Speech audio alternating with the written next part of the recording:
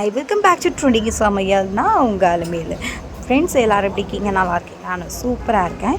இப்போது weekend special அதுவுமா ஒரு அருமையான நம்ம ஒரு சங்கரா மீன் குழம்பு செய்யலாமா, எப்படி செய்யுதுன்னு சொல்லிட்டு நம்ம அந்த வீடியோக்குள்ளே போகலாம். முதல்ல வீடியோக்குள்ளே போகிறதுக்கு முன்னாடி என்னுடைய சேனலை சப்ஸ்கிரைப் பண்ணுங்கள். கூடவே ப்ளீஸுங்க பெல் ஐக்கானை கிளிக் பண்ண மறந்துடாதீங்க. வாங்க வீடியோக்குள்ளே போகலாம்.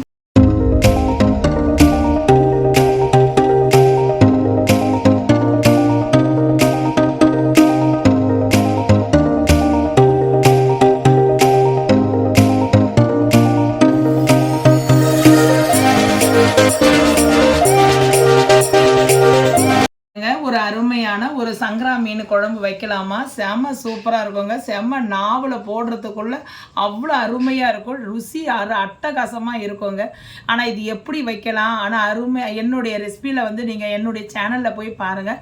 இது 4வது மீன் குழம்பு ரெசிபிங்க. நான் வாரம் வீக்கெண்டில் வாரம் ஒரு மீன் குழம்பு நான் போட்டுட்ருக்கேன். நான் இது 4வது இது மீன் குழம்பு வைக்கிறது. இப்போ நான் சங்கரா மீன் குழம்பு வைக்க போகிறேன். போன வாரம் போன வீக்கெண்டு நான் கட்லா மீன் குழம்பு வச்சேன். ஆனால் இந்த வாரம் நான் சங்கரா மீன் குழம்பு வைக்கிறேன். இது எப்படி வைக்கிறோம், இதுக்கு என்னென்ன பொருள் ஆட் பண்ணணும், இது நம்ம அரைச்சி விட்டு நான் குழம்பு வைக்க போகிறோம்.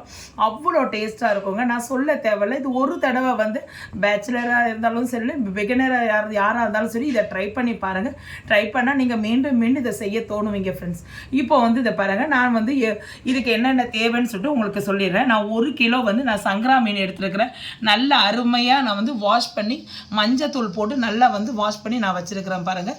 நல்லா இந்த உள்ளே இருக்கிற எல்லாத்தையும் நீங்கள் எடுத்துருங்க. எடுத்துகிட்டு க்ளீன் பண்ணி சுத்தமாக க்ளீன் பண்ணி நீங்கள் அங்கேயே க்ளீன் பண்ணி கூட வாங்கிட்டு வந்துடலாம். வீட்டில் நீங்கள் நல்லா வாஷ் பண்ணிக்கோங்க. அவங்க சரியாக க்ளீன் பண்ண மாட்டாங்க. இதில் நடுவில் ஒரு நைஃபை வச்சு ஒரு கோடு போட்டுங்க. ஏன்னா இந்த உப்பு காரம்லாம் இதில் இறங்கிறதுக்காக தான். அவங்க போடலைனாலும் பரவாயில்ல, மீன்காரவங்க வெட்டுறவங்க போட மாட்டாங்க. நம்ம வீட்டில் இதை கொஞ்சம் நல்லா க்ளீன் பண்ணிவிட்டு நம்ம போட்டு வச்சுக்கலாம். இதை கரெக்டாக 1 கிலோங்க. நான் தலையெல்லாம் போட்டு எல்லாமே சேர்த்து தான் நான் 1 கிலோ குழம்பு வச்சுருக்கேன். குழம்பு வைக்க போகிறேன். தலையெல்லாம் போட்டால் சங்கரா தலையெல்லாம் செம சூப்பராக இருக்குங்க. தலை சாப்பிட்றவங்க சாப்பிடுங்க, தலை சாப்பிடாதவங்க விட்டுருங்க. ஏன்னா எங்கள் வீட்டில் தலை சாப்பிட்றதுக்காக ஒரு கூட்டமே இருக்குது. அதனால் தலையெல்லாம் சாப்பிடுவாங்க. டேஸ்ட்டாக இருக்கும்னு சொல்லிட்டு நல்லா சாப்பிடுவாங்க. இது எப்படி வைக்கலாம், இதுக்கு என்னென்ன பொருள்னு சொல்லிட்டு பார்க்கலாங்க. இப்போ நம்ம அரைச்சி விட்டு தான் நம்ம வைக்க போகிறோம். அதுக்கு தேவையான பொருளை பார்த்துக்கலாம். சின்ன வெங்காயம் எடுத்துங்க. சின்ன வெங்காயம் தான் இதுக்கு ருசி கொடுக்கும். ஒரு சின்ன வெங்காயம் ஒரு கைப்பிடி அளவு சின்ன வெங்காயத்தை எடுத்து உரித்து வச்சுருக்கிறேன். ஒரு 3 பச்சை மிளகாய் எடுத்து வச்சுருக்கிறேன். கீனி வச்சுருக்கிறேன். இந்த பாருங்கள், கீனி வச்சுருக்கிறேன். அதுக்கப்புறம் ஒரு 4 தக்காளி, பழுத்த தக்காளி, சின்ன தக்காளியாக தான் கரெக்டாக இருக்கும். அது நான் வறுத்து எடுத்து வச்சுருக்கேன். பூண்டு ஸ்லைஸாக நான் அரிஞ்சு வச்சுருக்கிறேங்க. இதுதான் நமக்கு தேவையானது. இது அரைக்க வேண்டியது எப்படி, தாளிக்க வேண்டியது எப்படின்னு சொல்லிட்டு இப்போ நம்ம வீடியோவில் 1 by 1 பார்க்கலாங்க.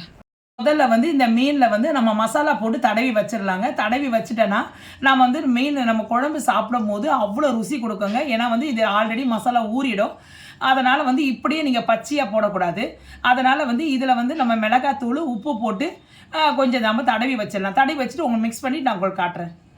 இப்போ நம்ம மீனில் மசாலா தடவத்துக்காக இன்னொரு பாத்திரத்தில் மீனை ட்ரான்ஸ்ஃபர் பண்ணிடலாம். இதுக்கு வீட்டில் அரைச்ச மிளகாத்தூள் தாங்க நான் போடுறேன். நம்ம வீட்டில் நம்ம அன்றாடம் மிளகாய், தனியா, சோம்பு, பட்டீரகம், சோம்பெல்லாம் போடுவோம் இல்லைங்களா, அந்த மாதிரி தூள் அரைச்சி வச்சுக்கோங்க. கொஞ்சம் உப்பு போட்டுக்கோங்க. அப்படி எங்ககிட்ட குழம்பு மிளகாத்தூள் இல்லைன்னா நீங்கள் என்ன பண்ணுறீங்க, தனி மிளகாத்தூள், தனியாத்தூள், மஞ்சத்தூள், இது 3த்தையும் போட்டு மிக்ஸ் பண்ணி வச்சுக்கோங்க. இப்போ எல்லாத்தையும் போட்டு நல்லா பிசைஞ்சு வச்சுக்கோங்க.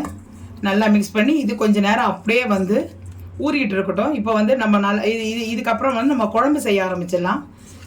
நம்ம குழம்பு செய்து இது கடைசியாக தான் நம்ம போடுவோம். அப்போ அந்த டேஸ்ட் அதிகமாக கொடுக்கும். இப்போ எதுக்கு நான் முதலே இதெல்லாம் நான் செய்கிறேன்னா, நீங்கள் அப்படியே பச்சையாக கூட நீங்கள் போடலாம் குழம்புல. ஆனால் இதை பாருங்கள், நம்ம இந்த மாதிரி செய்யும் போது நம்ம இந்த மசாலாலாம் நான் இந்த பாருங்க, இந்த இது நமக்கு இது நைஃப்பில் பண்ணி வச்சுருக்கோம் இல்லைங்களா, கீரி வச்சுருக்கோம் இல்லைங்களா, அதில் நம்ம இந்த மசாலா சாப்பிடும்போது நம்ம குழம்பு கொதித்து இறக்கி விட்டு சாப்பிடும் போது வாயில் போடுறது அவ்வளோ சுவையாக டேஸ்ட்டாக இருக்குங்க மீன். இல்லை நீங்கள் பச்சையாக நீங்கள் கடைசியில் போடணும்னா அது கொஞ்சம் நேரம் தான் அந்த குழம்பு கொதிக்கும் போது அந்த ஒரு டேஸ்ட் அதில் இருக்கும்.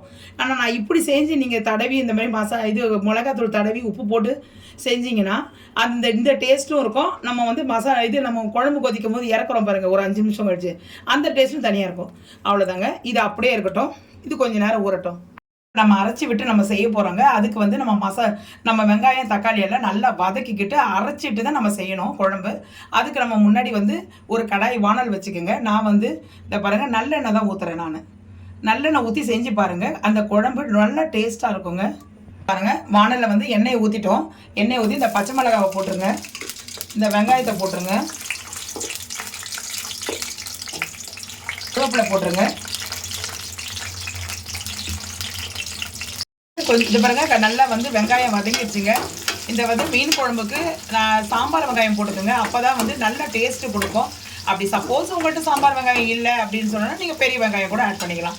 இதில் நீங்கள் தக்காளி ஆட் பண்ணிக்கோங்க. நீங்கள் இந்த மாதிரி அரைச்சி விட்டு நீங்கள் செஞ்சு பாருங்கள், உண்மையாகவே சில 3 நாளானாலும் அந்த ருசி அப்படியே இருக்குங்க. அவ்வளோ நல்லா இருக்கும், அவ்வளோ டேஸ்ட்டாக இருக்கும். ஆனால் சங்கரா மீன் குழம்பு அவ்வளோ நல்லா அவ்வளோ அருமையாக இருக்கும். இப்போ பாருங்கள், 1 டீஸ்பூன் வந்து மிளகு போட்டுக்குங்க, டேஸ்ட்டு நல்லாயிருக்கும். ஏன்னா இதெல்லாம் அரைக்க போகிறது தான், அவ்வளோ டேஸ்ட்டாக இருக்கும். 1 டீஸ்பூன் வந்து சோம்பு போட்டுக்கோங்க. இதெல்லாம் நீங்கள் போட்டு நீங்கள் வந்து அதாவது மீன் குழம்புல எதுக்கு சோம்பு அப்படின்னு நீங்கள் நினைக்கலாம். ஆனால் நீங்கள் இது கறி குழம்புக்கு போடுறத விட மீன் குழம்புக்கு போட்டு அரைச்சிங்கன்னா அவ்வளோ நல்லாயிருக்கும். இன்னொன்று சொல்கிறேங்க, இந்த குழம்பை வந்து இன்றைக்கி வச்சுட்டு நாளைக்கு சாப்பிட்டு பாருங்கள், அவ்வளோ அருமையாக இருக்கும். என்னென்னா இன்னொன்று சொல்கிறேன் பாருங்கள், ஒரு பிடி பழுதோடு வந்து நீங்கள் இது ஒரு தண்ணி விட்டு நைட்டு தண்ணி ஊற்றி வச்சுட்டு அது காலையில் பிழிஞ்சு போட்டு அப்படியே இந்த மீன் குழம்பை அப்படியே வச்சு சாப்பிட்டு பாருங்கள். ஒரு உருண்டை உருட்டி குழந்தைங்களுக்கு நீங்கள் எல்லாம் சாப்பிட்டு பாருங்கள். அதுக்கப்புறம் அதோடைய டேஸ்ட்டே தனிங்க. உப்பு ஆட் பண்ணிக்கோங்க, ஏன்னா இந்த மசாலாவுக்கு தான் நான் ஆட் பண்ண சொல்கிறேன். அதுக்கப்புறம் நம்ம குழம்பு கொதிக்கும் போது நம்ம கரெக்டான சரியான உப்பு போட்டு நம்ம ஆட் பண்ணிக்கலாம் குழம்புக்கு ஏற்ற மாதிரி. இப்போ வந்து இந்த மசாலா இன்னொன்று சொல்கிறேன் பாருங்கள், இந்த மசாலா வந்து இந்த வெங்காயம்லாம் நல்லா வதங்கிறதுக்கு நீங்கள் உப்பு போட்டிங்கன்னா நல்லா வதங்கிடும், நமக்கு வேலையும் மிச்சமாயிடும். தக்காளி வெங்காயம் நல்லா வந்து ஃப்ரை ஆயிடுச்சுங்க, நல்லா வதங்கிடுச்சு. வதங்கிட்ட பிறகு இப்போ இந்த நேரத்தில் நம்ம என்ன செய்யணும், குழம்பு மிளகாத்தூள் உங்கள் தேவையான அளவு நீங்கள் போட்டுக்குங்க. ஏன்னா வந்து நான் வந்து எல்லாத்தையும் சேர்த்து அரைச்சி வச்சுருக்கேன், அந்த தூள் தான் நான் போடுறேன். உங்களுக்கு தேவையான அளவு எத்தனை பேர் இருக்கிறாங்களோ வீட்டில் அதுக்கு தகுந்த மாதிரி போட்டு அப்படியே ஒரு 2 செகண்ட் விட்டுருங்க. அது அப்படியே வந்து இந்த மசாலாவோட இதுதான் மெயினான இது மசாலாங்க மீன் குழம்புக்கு. நம்ம வதக்கும் போது இந்த மசாலா போடுறோம் இல்லைங்களா, இதை போட்டுட்டு இப்போ நம்ம நல்லா ஆற விட்டுட்டு மிக்சியில் போட்டு நல்லா அரைச்சிடுங்க. கொஞ்சம் லைட்டாக வந்து இந்த மசாலா வாசம் போகிறதுக்காக லைட்டாக வந்து கொஞ்சோண்டு தண்ணி ஆட் பண்ணிக்கோங்க. கொஞ்சம் அந்த மசாலா வாசம் போகட்டும். அப்படியே வந்து நம்ம கொஞ்சம் இது வந்து நல்லா கொஞ்சம் அந்த தண்ணியெல்லாம் சுண்டட்டவுடனே நம்ம இறக்கி கொஞ்சம் ஆற விட்டு நம்ம அரைச்சிடலாம், பேஸ்ட்டாக நம்ம அரைச்சிடலாம். வந்து எண்ணெய் நல்லா மேலே வந்துருச்சு பாருங்கள், நல்லா வதங்கிடுச்சு. அந்த மசாலாவுடைய அந்த பச்சை வாசம்லாம் போயிடுச்சு. இப்போ நம்ம இறக்கிடலாம். இறக்கி நம்ம தனியாக வச்சுட்டு கொஞ்சம் நேரம் ஃபேன் காற்றுல ஆற விட்டு மிக்ஸியில் போட்டு ஃபைன் பேஸ்ட்டாக இப்போ அரைச்சிடலாங்க. நல்லா வந்து இப்போ நம்ம வந்து குழம்பு தாளிச்சிடலாங்க. இப்போ தாளிக்கிறதுக்காக நம்ம வந்து ஒரு பேனை எடுத்து வச்சுக்கிட்டோம். பேனை எடுத்து வச்சுக்கிட்டு இப்போ வந்து இது நல்லெண்ணெய் தான் நான் ஊற்ற போகிறேங்க. நான் நல்லெண்ணெய் தான் இதை பாருங்க ஊற்றுறேன் நான். நீங்களும் நல்லெண்ணெய் ஊற்றுங்க, ஆனால் குழம்பு நல்ல டேஸ்ட்டாக இருக்கும். கொஞ்சோண்டு வந்து வெந்தயம் போட்டுக்கோங்க, 1 டீஸ்பூன் கடுகு போட்டுக்கோங்க. நல்லா பொரிஞ்சிச்சுங்க. இதில் வந்து சாம்பார் வெங்காயம் போட்டுக்கோங்க. சாம்பார் வெங்காயம் போட்டோடனே கொஞ்சோண்டு கருவேப்பிலை போட்டுக்கோங்க, பூண்டு கொஞ்சம் ஆட் பண்ணிக்கோங்க. ஓகே பாருங்கள், இப்போ நல்லா வந்து சாம்பார் வெங்காயம் நம்ம கொஞ்சம் எவ்வளோ சாம்பார் வெங்காயம் போடுறீங்களோ, சின்ன வெங்காயம் போடுறீங்களோ அவ்வளோ டேஸ்ட்டு கொடுக்குங்க. அதனால் வந்து கொஞ்சமாக போடலாம் அப்படின்னு பண்ணி நினைக்காதீங்க. சாம்பார் வெங்காயம் சின்ன வெங்காயம் போட்டாவே அவ்வளோ டேஸ்ட்டு கொடுக்கும் மீன் குழம்பு.